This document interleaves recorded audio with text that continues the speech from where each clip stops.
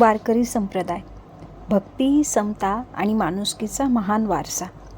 दरवर्षी लाखो वारकरी शेकडो किलोमीटरचा प्रवास करतात.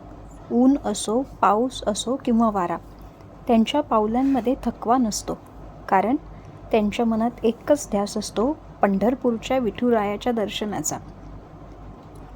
पण तुम्हाला माहीत आहे का, वारकरी संप्रदाय म्हणजे फक्त पायी चालत पंढरपूरला जाणे नाही, तो आहे माणुसकीने जगण्याचा मार्ग. या संप्रदायाची परंपरा संत ज्ञानेश्वर माऊली, संत तुकाराम महाराज, संत नामदेव, संत एकनाथ महाराज, संत जनाबाई, संत चोखामेळा यासारख्या महान संतांनी समृद्ध केली.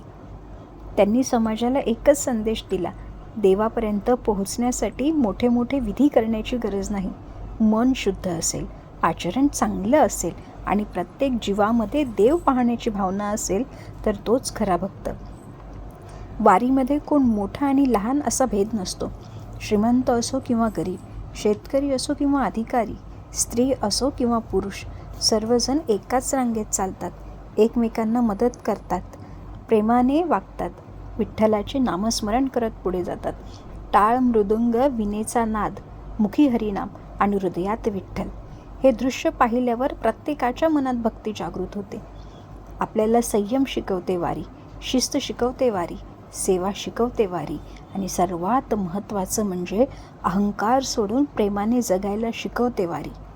आजच्या धावपळीच्या जीवनात आपण पैशामागे धावत आहोत, पण मनशांती हरवत चाललेली आहे.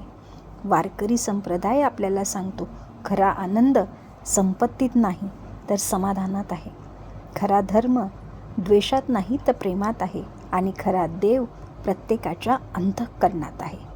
म्हणूनच वारकरी संप्रदाय ही केवळ महाराष्ट्राची परंपरा नाही, तर संपूर्ण मानवजातीला माणुसकीची शिकवण देणारी जीवनपद्धती आहे.